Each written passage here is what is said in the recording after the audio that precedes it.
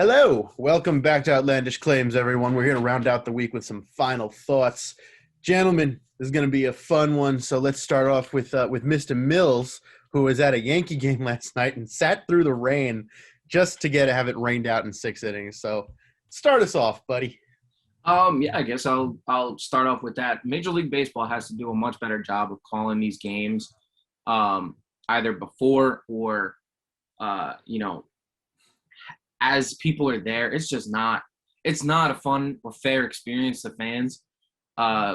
When they come into the gates, you delay the game for an hour, not a single drop of rain. So either Major League Baseball, you need to get better people reading your weather maps, or you really need to think about putting domes on every single stadium built from here on out, because this isn't fair to fans who are paying 9-inning games.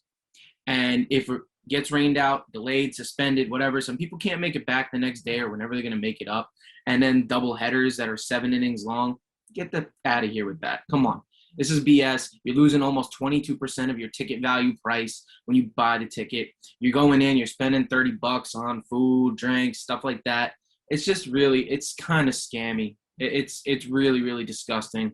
And Major League Baseball, you got to do a better job of this, because it's going to get very, very ridiculous, especially come the end of this month and into August when it's going to rain even more. Mike, what do you got? I mean, well, first off, if you're spending $30 at a baseball game, you saved, because I don't know how you can potentially do that. If there's any secrets, then please let me know.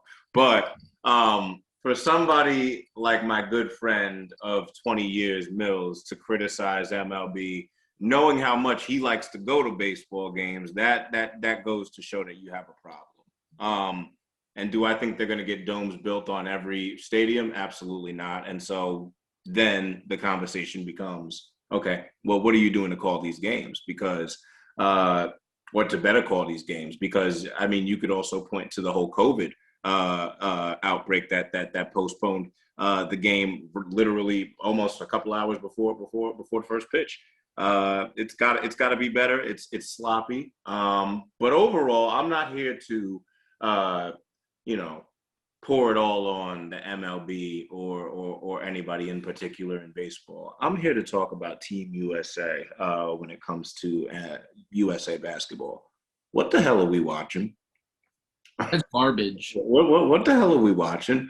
I mean, I can understand how Devin Booker, Drew Holiday, and Chris Middleton not being there could sort of result in some lack of team chemistry, but not that much. I mean, last time I checked, this guy by the name of Kevin Durant, he's pretty good. This guy by the name of Bradley Beal, who's now in COVID safety protocols, pretty good. Jason Tatum got that Ruffle sponsorship, pretty good, right? Damian Lillard, whose name is starting to be just percolated in trade rumors, he's pretty good. Bam Adebayo, the list goes on. You got all these all-NBA dudes, all of these quote-unquote superstars who are getting these max extensions, who have volunteered, not are obligated, volunteered to play for the United States of America in the Olympics, in the 2021 Olympics, right? It has got to get better, because what we are seeing right now is reflectionary of what we used to see before superstars were allowed to play within the Olympics. And I'm here to tell you right now that if the U.S. doesn't get it together better than the way that they've been playing in these exhibition games, there is not just one, but there are a few teams that can knock them off. I'm talking about Italy. I'm talking about Spain. I'm talking about Greece. I'm talking about Canada. Okay? I mean, even Nigeria showed what they could do. So, Team USA, get it together, or get your actual best players to start coming back and playing in these games. Well, my final thoughts will revolve around something I said a couple of months ago. You will remember a wonderful rant I gave about the need for Robo Umps because pitchers were getting screwed.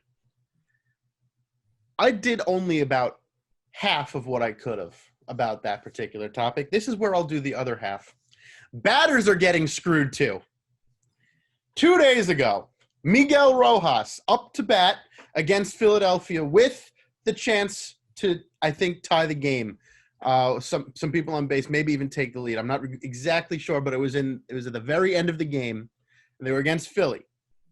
The ball almost hits him, and it was called strike 3. Not swinging strike, called strike 3. Now, again, I will grant you that sometimes the game cast does overcorrect for where the ball is, but when the batter is standing here, the strike zone should be about here, and the ball is here. I think we can agree that's still nowhere near a strike. Maybe it wasn't almost about to hit him, but it certainly was nowhere near a strike, even if it was corrected half the distance the other way. For the sake of people whose livelihoods depend on this, and I understand they get paid millions upon millions of dollars, so it's not like they're getting really screwed, but let's be honest, people get sent down for less, and I'm reminded of Mike Magnante, who was sent down about 5 days before his tenure would have kicked in and would have allowed him to collect benefits. He never pitched again, and he's now a high school math teacher because his tenure never kicked in. 5 days before he would have gotten benefits for being in the MLB for 10 years. I get that they get paid a lot of money, but when you're literally 1 minute away from being sent down and screwed out of a pension or out of benefits and having to go do something else with your life, this is not something to screw around with. Get the Robo Umps in here. This is ridiculous now. You're screwing over people game in and game out, and to quote Gio, CB Buckner is a bum too. I'm looking at you, home plate umpire CB Buckner, who made that dumbass strike call. Looking at you. You're almost as bad as Angel Hernandez.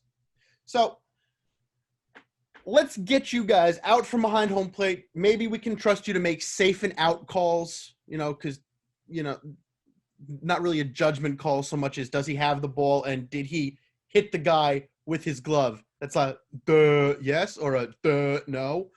So, we can trust you to make those kind of easy simpleton calls. But when it comes to whether or not a ball is in the strike zone or 2 feet out of it, doesn't look like we can trust you. So get out or learn your jobs better.